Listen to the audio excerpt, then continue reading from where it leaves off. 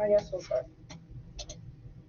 So, your final covers section 4 and section 5. Check the study guide to see what you need to know. That's going to be on there. For section 4, the only things you really need to pay attention to is how to tell absolute configuration and then the Newman projections. The Newman projections, study the 2 examples in the PowerPoint, the one with N-butane and ethane. So the whole idea with Newman projections is just a method of showing conformations of compounds. So compounds are more stable the farther apart their groups are. Sorry. Really messed up the flow here. I was on a call with my mentor. He was talking. Put your name down. So staggered conformations are always more stable because their groups have more space in between them. So eclipsed, they're right on top of each other like this. You literally have a pen in your hand. I know, but this is. You don't want the salmon colored pen? Yeah, I ran out of ink today in the lab exam. That's how much I wrote. You don't like that salmon color yet? Well, then I won't be able to read it later when I'm not in the same kind of mood. Oh, I meant for like signing your name. Oh yeah, I like it for a day, but not a week down the road. I hear I'm you. like, I can't read this. Okay. Anyway, Sorry. so we have eclipse and staggered conformation. Never mind.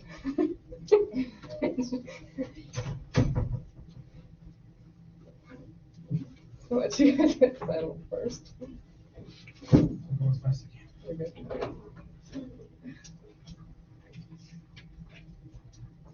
It's a nice pen. I need it back. It's the only one I have. Of course. It's the only black one I have. I gotta use it all. Okay, are we settled? Yes, staggered and eclipsed is where you left off. Just as a reminder. Thank you very much. Okay, so this is how we show eclipse formation. This is ethane. So eclipse, if you're looking at the molecule head on, they're right on top of each other like that. We draw it just shifted a little bit over just so you can see them, but they're right on top of each other. Okay, this is staggered conformation. This is N-butane. And this is the most stable conformation of N-butane because these methyl groups have the most amount of space between them. Okay, so N-butane has a few different staggered conformations that it could be in. So like this methyl group could be here and that would still be staggered, or it could be here and it would still be staggered. But this is the most stable because it has the most amount of space. Okay, because you want these electron clouds to be as far away from each other as possible to prevent repulsion. Okay, so pay attention to these 2 examples in the PowerPoints. Just know which ones are more stable and less stable.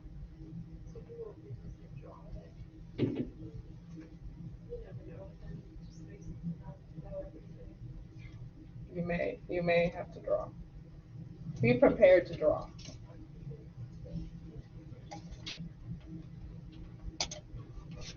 Okay, so absolute configuration. This is how you tell the configuration of chiral center.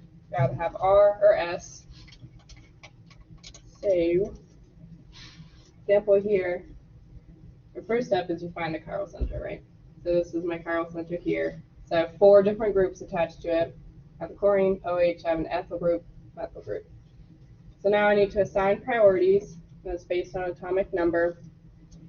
So which one's highest priority? Oh, easy. Chlorine. The chlorine is 1, then OH, and then between methyl and ethyl, ethyl is higher priority than methyl. Okay? So, right now my second priority group is in the back. I don't want that. I want number 4 in the back. So I'm going to have to switch those.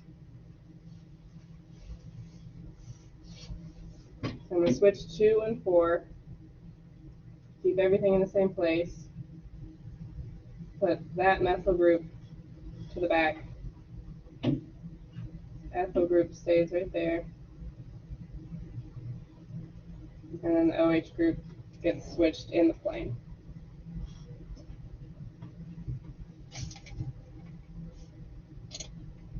Following me?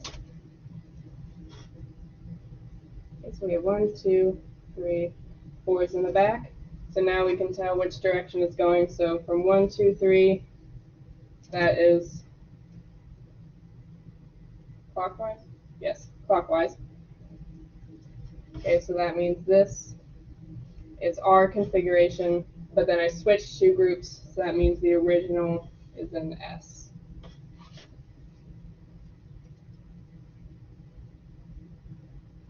Make sense? Okay. Mm-hmm. So when he asks about this, he wants, I think this is where I get confused. So he wants you to tell him what the original one was, or Mhm. what? Yes. Yes. So you want the configuration of the original one, but you have to find the configuration of this one Because it's so you can opposite. tell what that one is. Okay. Without knowing this configuration, the bottom one, you don't know what the top one is. Does that make sense? Yeah. So this is your final answer, but you have to get that to get to that.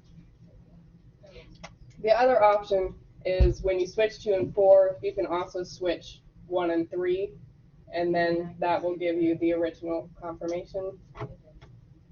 I just like to switch it back because I feel like it's a little less complicated, but it's up to you.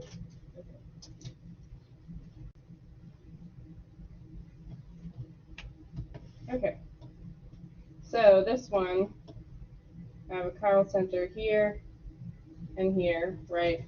And that's because these two halves of the ring are non-symmetrical because of that double bond there. So those are two separate groups on the OH and the chlorine. So that makes those both chiral carbons.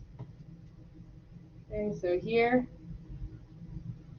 I have a hydrogen in the front because the OH is in the back. And then here I have hydrogen in the back. So let's do this top one first. So my first priority group is going to be OH. And then out of the two halves of the ring, the one with the double bond will be higher priority. So that'll be 2, and the other half of the ring will be 3. Okay? So now I have 1 in the back. I want 4 in the back. So I'm going to switch 1 and 4.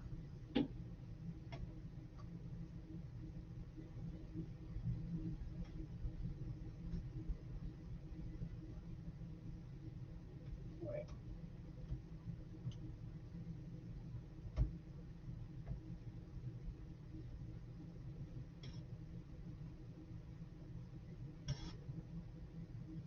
Okay, so I just switched the hydrogen to the back, OH is now in the front. Okay, so that puts one of these priority group in the back. So now I can see what direction it's going. So 1, 2, 3, that is clockwise. So that means this one is in R, which means the original is in S. So this chiral center, so this one here is in S.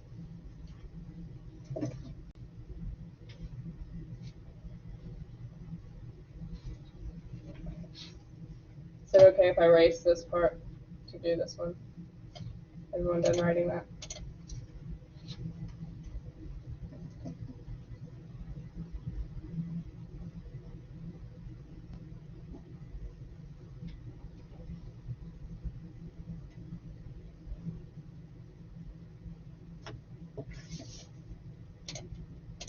Okay, so the bottom one, chlorine is 1, right? That half the ring is still 2, that half the ring is still 3. Hydrogen is 4. Hydrogen is already in the back, so I don't have to switch anything. So 1, 2, 3 is going counterclockwise. So this one is S. And I don't have to switch it back because I didn't switch any groups or anything. I didn't mean for these all to be an S, but that's just what happened.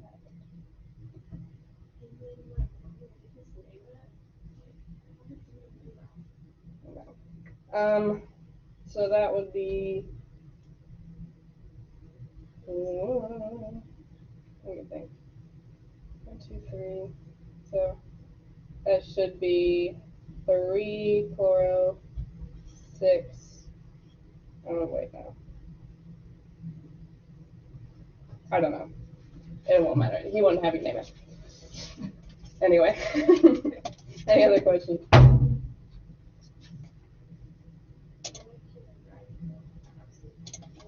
Thank you. Okay, so section 5 is when we get into SN1, SN2 reactions, how to tell which one is which. And then the important reactions for this section is ether synthesis. You'll definitely be asked about that. And esterification. You may or may not be asked the mechanism. We'll go over it again, but you'll definitely be asked something about esterification. Okay, so SN1 reactions, they happen in 2 steps. So the first step is your leaving group of the substrate comes off and then forms a carbocation. And then in the next step, the nucleophile attacks. So it's an SN1 reaction because the rate law is first order. So that means that only one compound is involved in the rate determining step. So, and then if the substrate is chiral, the product is a racemic mixture, which means it's an equal mix of 2 configurations.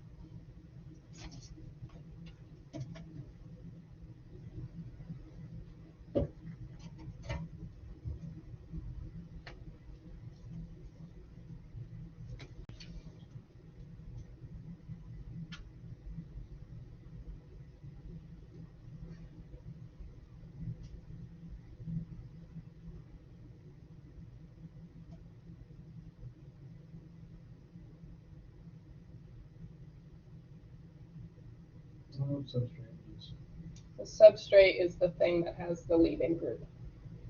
It's the thing that's not the nucleophile. I hear it all the time. It's one of those things you just hear it. Yeah, so substrate is just whichever one has the leaving group.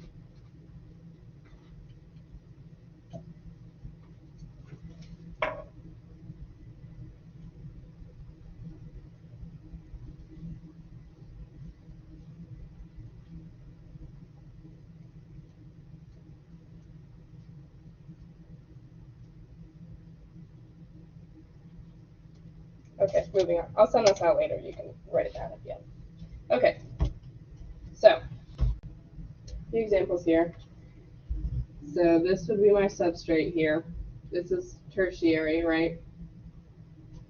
So that would right off the bat tell me it has to be SN1. Okay.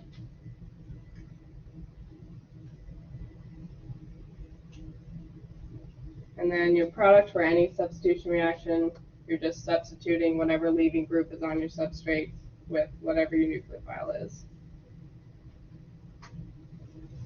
Okay, so this is a Lucas reaction, right? So these will be very important on your final.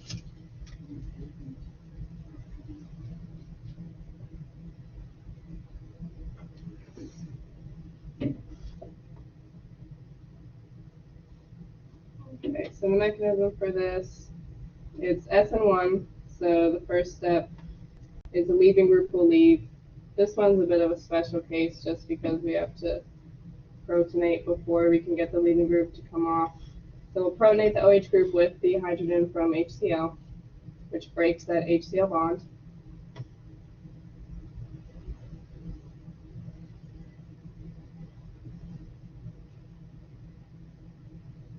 And that gives me water, which is a good leaving group.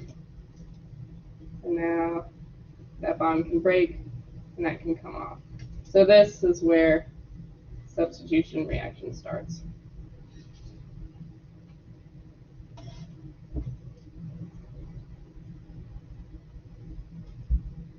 Did you start today on Maybe.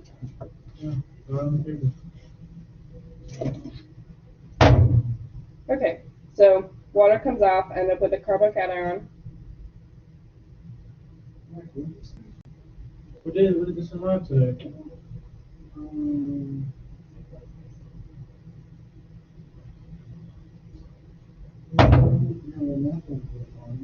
No, I'm just saying we did this kind of reaction. Oh, right, yeah.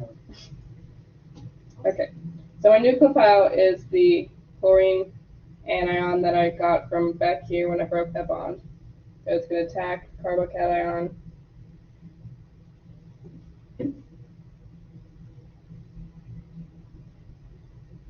And then this is your product here.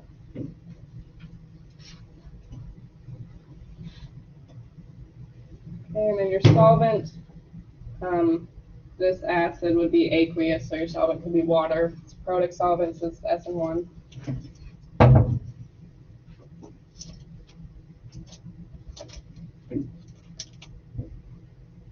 Okay, we good there? Question? Very strange. Mm-hmm. And this is just because it's so new. So last time, Grace did that with her plus sign, put it beside it like that. And. Where are you pointing at? And she did something like this. And, no, she put it here like it is, like in our lab manuals, and you counted it wrong. But like if you put it beside it, it's right. But in our lab manual, I put it here. I think that makes sense. Maybe her arrow was. She may, or we may have interpreted it like it was on this one. That's probably why. I'm just gonna say, because I put mine today in lab like right here. Okay. I put it there. Yeah, just make it clear. Just make it clear which carbon it's on.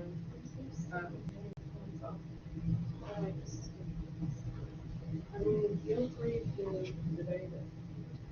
Will he change it? I always lose. I just feel like he's kind of like an honor thing. You go up there and you tell him he's wrong, and he takes that on the rest of the year.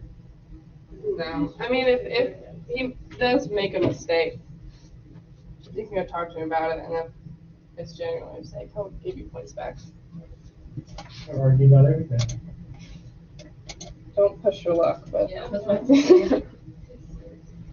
Okay, so this one is the tertiary substrate, again, weak nucleophile. It's SN1.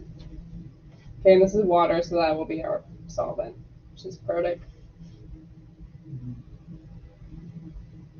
So the products, you'll replace the bromo group with OH, and then you'll form HBr.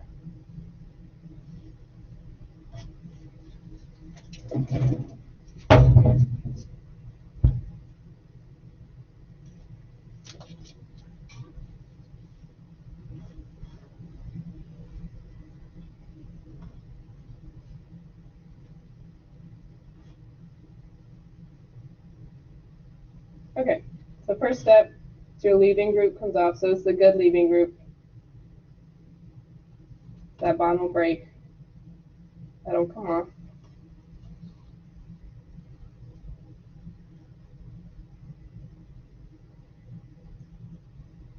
It'll form a carbocation, positive charge on that central carbon. It's tertiary. Okay.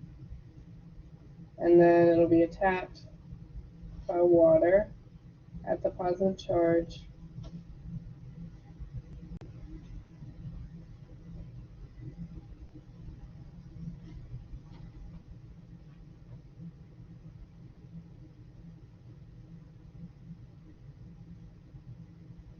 Okay, so now that oxygen still has an extra hydrogen, so you have to deprotonate, and that will give you,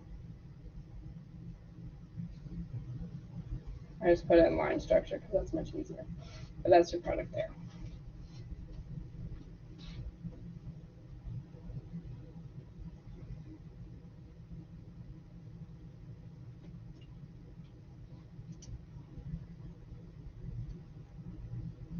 I can't remember at this given point in time, but this may be the reaction where you have to add something at the end so it doesn't go backwards. I can't remember what that is or when you do that, but look in the PowerPoint and see what that is, because that may be important. I don't know if I'll test you on that. I think it may be this one though, because you end up with an alcohol and HBr, which would go backwards to something else. Somebody look that up while I'm talking. I think I don't remember what it is. I think it may be that one though. It should be in section 5.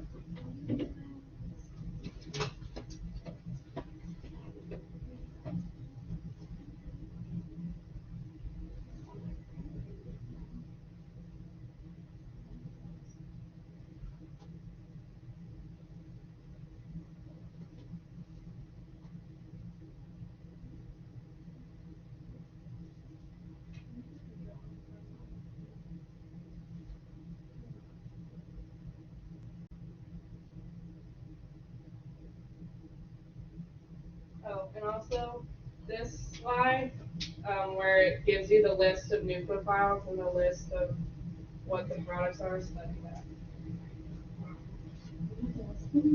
No, but you'll need to know what. What? What? Ooh. Yeah. Yes.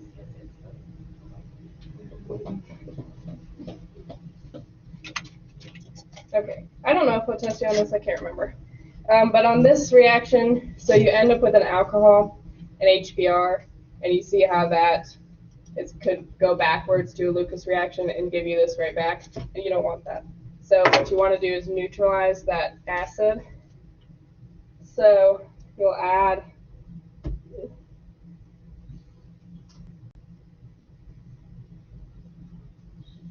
which will get rid of that so it doesn't go backwards. I don't know if I'll test you on that.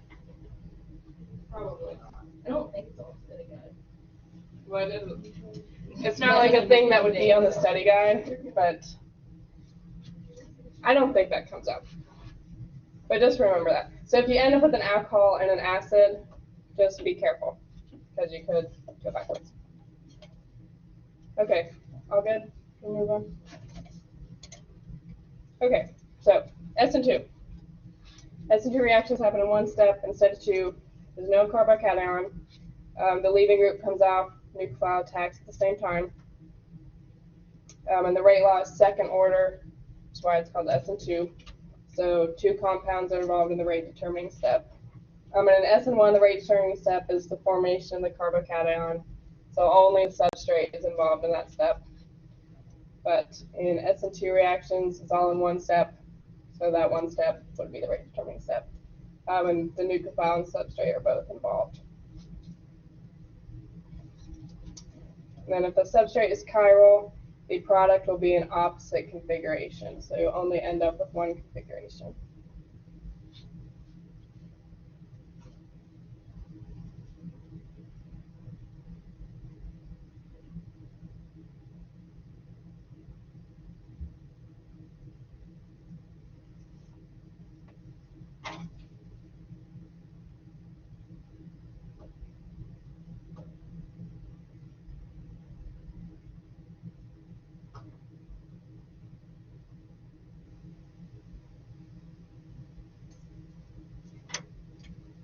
Okay.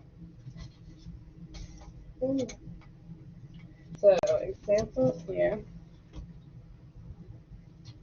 So this is the primary substrate, right? So SN2 is the only option. And then we have a strong nucleophile. So the product, you'll replace bromo group with OH, and then the NADR will bond together.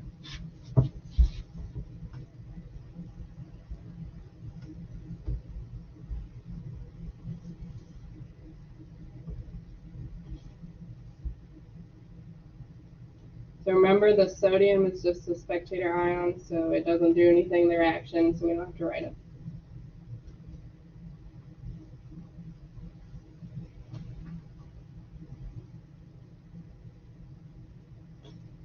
Okay, so a nucleophile will attack the carbon that's connected to the leaving group, and at the same time, that leaving group will come off.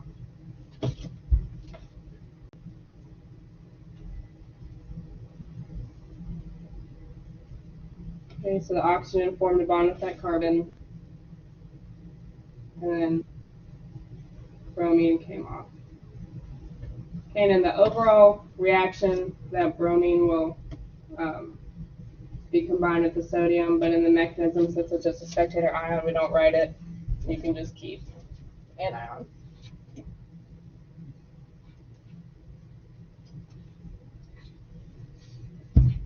Makes sense?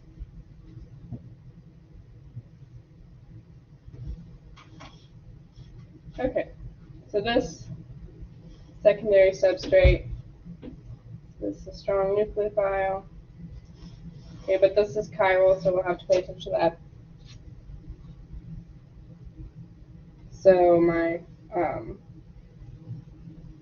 product should be in the opposite configuration. So we'll replace the bromo group with whatever is on that alkoxide. And then again, NABR.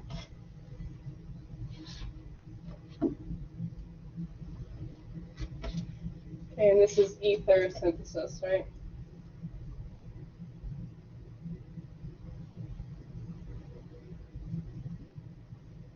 This will be very important.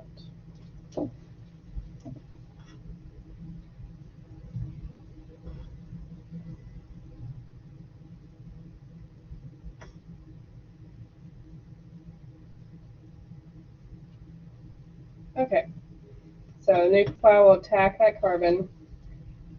Okay, and since the bromine is in the front, that group will attack from the back, which is why the configuration flips. So at the same time, CBR bond will break, and that bromine will come off.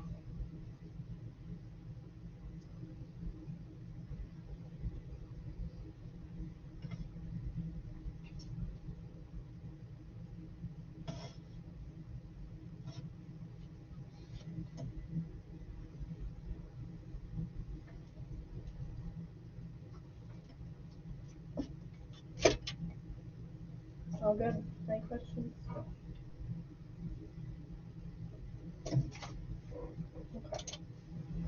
So, on the test, you'll have to be able to tell when something will be SN1 and when something will be SN2. So he'll like give you a reaction and ask if it'll follow SN1 or SN2 mechanisms.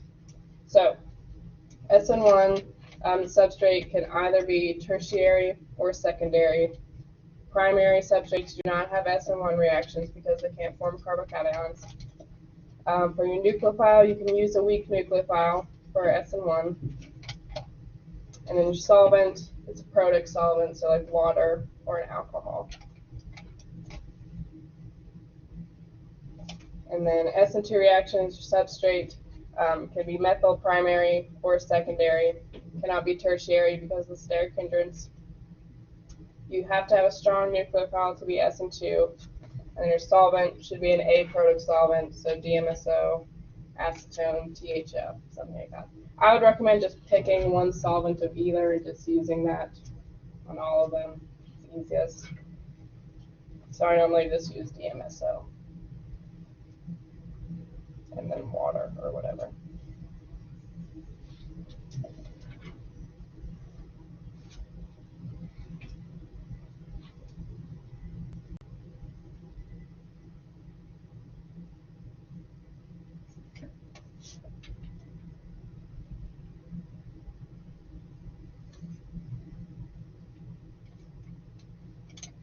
Okay, so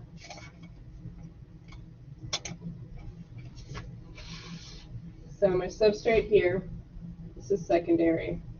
So that tells me it could either be SN1 or SN2. So I have to look at my nucleophile and solvent. So I have cyanide. Cyanide strong or weak? Yes. And then DMSO is aprotic solvent. So that will be SN2. Okay, so my product, I'll replace chlorine with cyanide. And then it's SN2 and chiral, so the configuration will switch. So because the chlorine is in the back, cyanide will add in the front. And then the potassium will combine with the chlorine.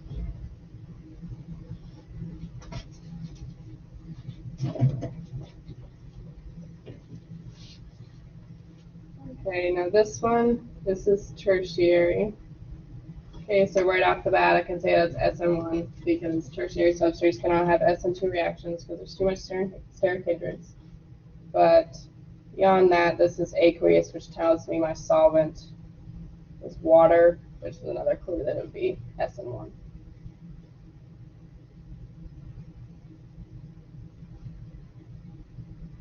Okay, so my product, I would replace OH with chlorine and then end up with water.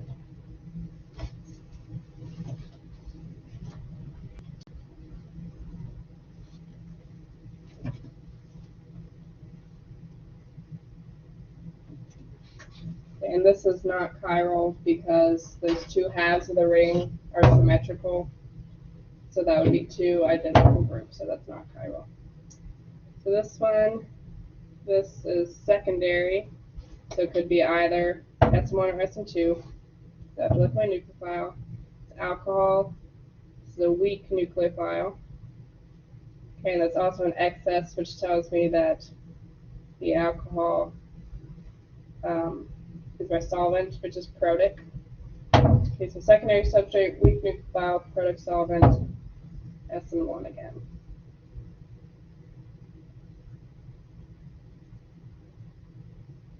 So because my substrate is chiral, I'll end up with a racemic mixture. So I'll have half in the original configuration and then half in the opposite configuration.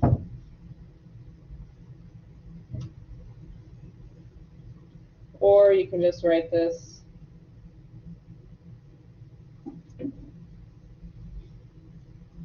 like this and just say racemic. That's the same thing. And that's because when I make this carbocation, the nucleophile has an equal chance of attacking from either side. So you end up with equal parts of both configurations.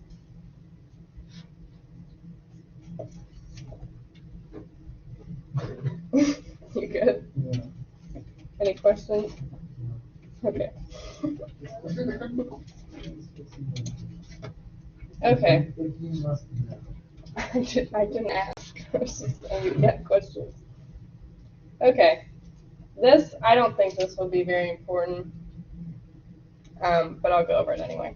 I don't think this comes up on your test. But, so benzylic and allylic substrates, so that just means you have a benzene ring on your substrate. And remember, this has conjugated pi bond, so you'll have that delocalization of those pi electrons. And when they have an SN1 reaction, you can end up with a carbocation, even though by the nature it's primary. Because of this delocalization of the pi electrons there, they can spread out to that positive charge and stabilize it. So it's, even though it's primary, it can still be formed.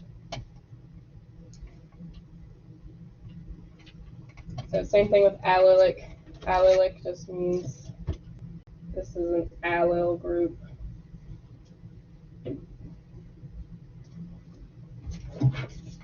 This is more or less the same thing when you form a carbocation. Even though it's by the nature primary, these pi electrons can spread out to that positive charge and stabilize it so it can actually be formed. So both benzylic and allylic can have SN1 reactions.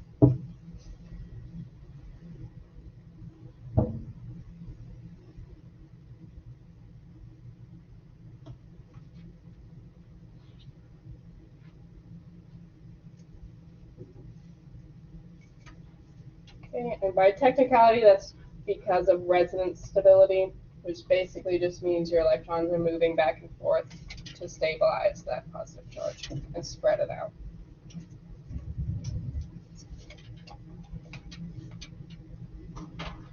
He said, I don't know that that's very important. I don't think you have to see on that, but just know it if it happens to come up. Okay, so ether synthesis, like I said, that's an important part. On the test, you'll need to know questions like these where he'll probably give you I want orange.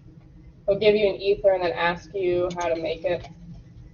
So how to approach these questions, you just split it at the oxygen, and one half will be your alkoxide, one half will be your alkyl halide.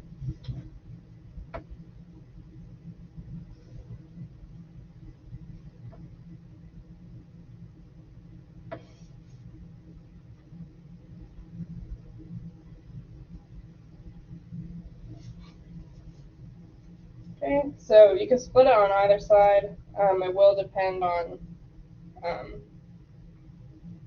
what order of substrate you can have. So if you have like a tertiary side, you would make the tertiary side alkoxide because you don't want a tertiary alkyl halides. Does that make sense? Because then you want SN2. So you don't want a tertiary alkyl halide. But for the most part, it doesn't quite matter.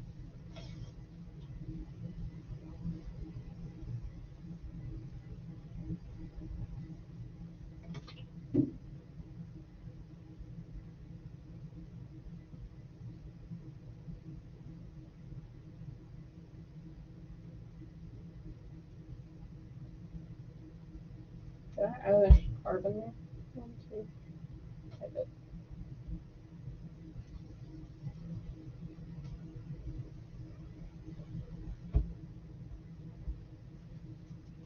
One, 2, 3. There we go. Okay. So this is my substrate here. This is primary. Strong nucleophile, SN2. So my nucleophile will attack the carbon at the leaving group.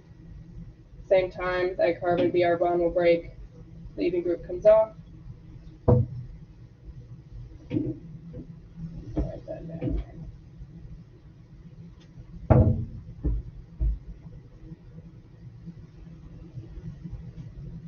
Okay, so that oxygen forms a bond with that carbon there.